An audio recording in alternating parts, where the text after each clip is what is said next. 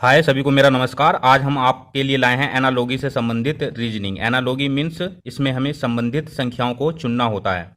संबंधित संख्याएं मीन्स समानुपात में आपको दो संख्याएं रेशियो में इधर दी होंगी और दो संख्याएं रेशियो में इधर दी होंगी, तो उनके बीच आपस में संबंध आपको बताना होगा। संबंध कैसा? समानुपात से पहले की जो दो संख्याएं हैं उनमें जो संबंध है, तो समानुपात के बाद जो दो संख्याएं होती है उनमें संबंध एक जैसा होना चाहिए। जो संबंध इनमें होगा शुरू समानुपात से शुरू की संख्याओं में, वही संबंध समानुपात की बाद की संख्याओं में एक दूसरे से होना चाहिए। तो एक क्वेश्चन देख लेते हैं, आप समझ जाएंगे।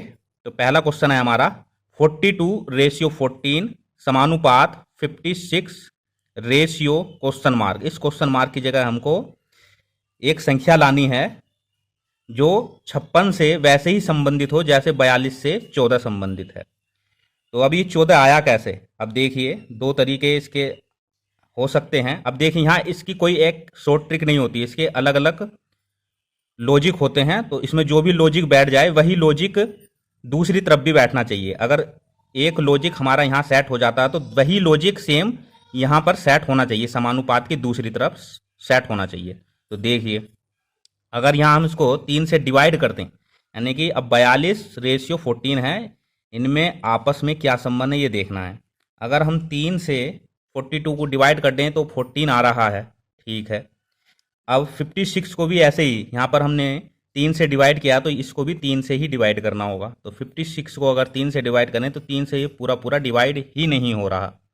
अब देखते हैं दूसरा कोई तरीका कि 14 कैसे आया ये। तो दूसरा तरीका ये हो सकता है कि हम मल्टीप्लाई करके देख सकते हैं। मल्टीप्लाई अगर हम करें तो ये देखिएगा, अगर हम 4 और 2 इन दोनों का आपस में मल्टीप्लाई कर दें, 4 और 2 का आपस में मल्टीप्लाई कर दें तो क्या आता है? देखिए, 4 इंटू 2 तो 8 ही हो रहा है। अभी भी हमको 14 बनाना है, 6 की जरूरत है। तो 6 कैसे आ सकता है? तो 4 और 2 को फिर से जोड़ दो तो 6 हमको मिल जाएगा। तो 4 और 2 8 प्लस 4 और 2 इनको आपस में अगर जोड़ दें तो देखिए क्या होता है।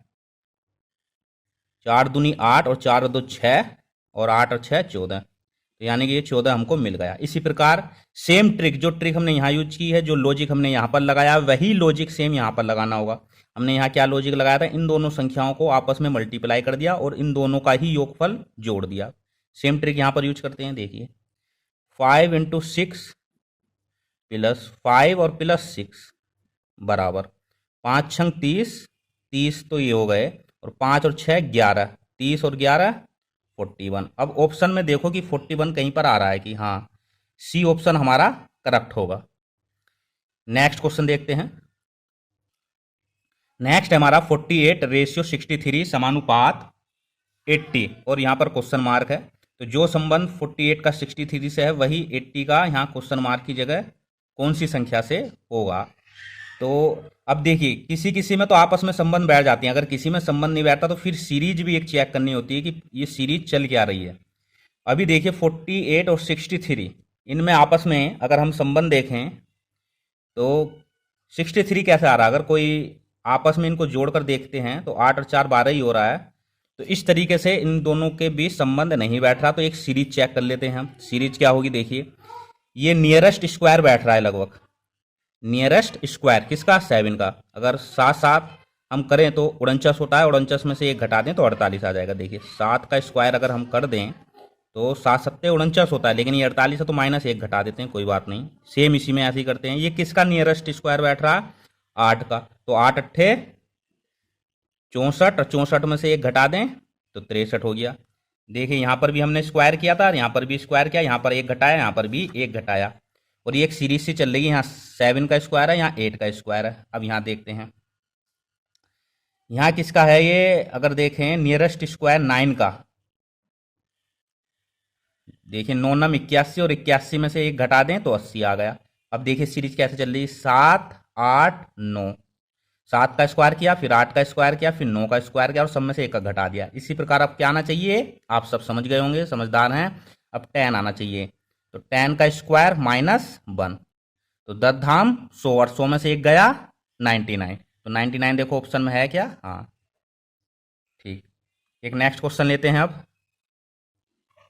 अब ये देखिए यहाँ पर है 4 और यहाँ पर लिखा हुआ है 12 और यहाँ पर है समानुपात और 5 और रेशियो।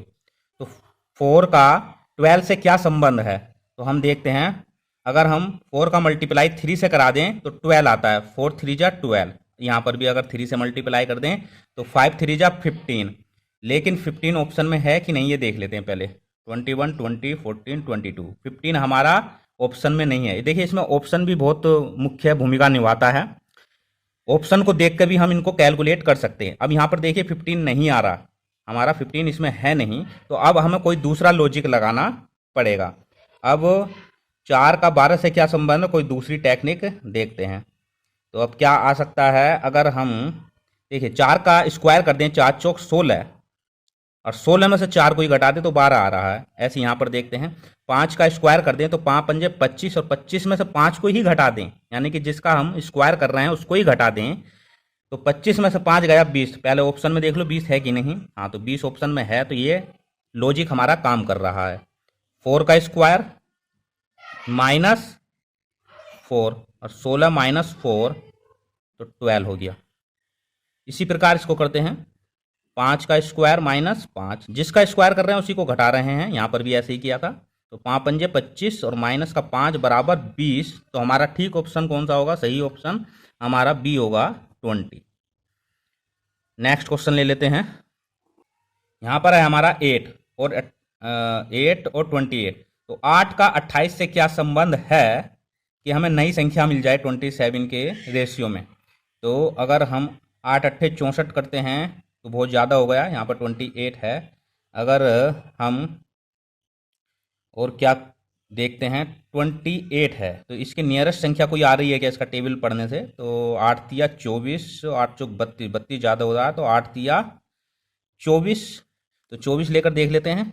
8 इंटू 3, ठीक है, 8 तिया 24, लेकिन अभी भी 28 नहीं बना तो इसमें 4 जोड़ देते हैं, इसमें 4 जोड़ देते हैं। तो क्या हो गया ये हो गया हमारा 28। ठीक है, इसी प्रकार इसमें करते हैं। जैसा सेम लॉजिक इसमें लगाया वैसे ही हमें इसको इसमें लगाना होगा। तो हमने क्या किया था, 3 से मल्टीप्लाई किया था 8 का, तो 27 का भी 3 से करो। फिर क्या किया था, इसमें हमने 4 ऐड किया था तो इसमें भी 4 ऐड करो। तो 27 तिया 81 और 81 और 4 85। तो ऑप्शन में 85 है, हाँ है, तो इसी ऑप्शन हमारा सही होगा। देखिए इसमें कोई एक ट्रिक मैं पहले भी बता चुका, काम नहीं करेगी, इसमें लॉजिक काम करते हैं। बस हमें यह देखना पड़ता है कि जो शुरू की संख्याएं या बाद की संख्याएं हैं समानुपात के, तो उनमें आपस में क्या संबंध है, हमें संबंध स्थापित करना होता है। एनालॉजी का मतलब ही संबंध स्थापित करना संख्याओं में। तो जैसे भी हमने जो भी लॉजिक लगाया, संबंध स्थापित करना है दोनों के बीच। और एक बार जो संबंध हमने स्थापित किया है वही संबंध समानुपात के बाद अगली संख्याओं में होना चाहिए, सेम लॉजिक लगाने के बाद। और दूसरी चीज वह ऑप्शन में भी होना चाहिए। ठीक है, कभी कभी वो ऑप्शन में नहीं दिया होगा लॉजिक तो तुमको दूसरा लॉजिक ढूंढना होगा कोई। नेक्स्ट क्वेश्चन देखते हैं। इसमें प्रैक्टिस की बहुत जरूरत पड़ती है, तो प्रैक्टिस अगर आप करोगे तो ये क्वेश्चन करना सीख जाओगे। नेक्स्ट क्वेश्चन देखते हैं। अब देखिए काफी इंपॉर्टेंट क्वेश्चन है, काफी बार एग्जाम में पूछा जा चुका है। तो 1 का क्या संबंध है 36 से। तो 1 को अगर मल्टीप्लाई करा दें 36 से तो 36 आ जाएगा। इसी प्रकार जो हमने यहाँ पर किया वही यहाँ पर करना पड़ेगा। 2 का मल्टीप्लाई अगर 36 से कराएं तो 72 आता है। 72 यहाँ पर ऑप्शन में है कि नहीं, नहीं है। तो कोई और दूसरा ऑप्शन देखते हैं। दूसरा ऑप्शन क्या होगा देखते हैं। अगर मैं 1 में 5 जोड़ दूँ तो 6 प्राप्त होता है। 1 में 5 जोड़ दूँ तो 6 प्राप्त होता है, और 6 का स्क्वायर कर दूँ तो मेरे को मिलता है 36। ठीक, इसी प्रकार यहाँ पर भी कर सकते हैं। 2 में अगर मैं 5 जोड़ दूँ तो मेरे को 7 मिलता है, और 7 का स्क्वायर कर दूँ तो 49 मिलता है। तो देखिए 49 कहीं ऑप्शन में है, हाँ है। तो ये हमारा 49 ऑप्शन में है, तो ये ऑप्शन हमारा सही होगा। एक लास्ट क्वेश्चन और देख लेते हैं। 68 रेशियो 130 समानुपात रेशियो 350, तो इनमें आपस में क्या संबंध है ये हमको देखना होगा। तो 68 और 130, तो अब ये 68 कैसा आया होगा और ये 130, ये किसका स्क्वायर है ये देखना पड़ेगा। 4 चौक 16, 16 चौका 64, तो ये स्क्वायर पूरा पूरा तो नहीं बैठ रहा, फिर भी देख लेते हैं। ये अगर 4 का हम क्या कर दें, क्यूब कर दें, तो 4 चौक 16, 16 चौका 64, अभी भी 4 का मैं 4 जोड़ के देख लेते हैं इसमें। जिसका स्क्वायर क्या वही जोड़ दिया, तो हमारा आ गया 68। ठीक है, अब ये 130 भी आ रहा है कि नहीं है इस प्रकार करने से। अब ये 4 का किया तो ये 5 का करके देखते हैं। 5 की क्यूब, 5 पंजे 25, 25 पंजे 125, इसमें 5 का हमने क्यूब किया है तो 5 ही जोड़ दो, तो 130 बैठ गया। ठीक है, अब यहाँ पर भरना है, यहाँ पर हम बाद में देखते हैं, इसके लिए जगह छोड़ते हैं। पहले 350, 350।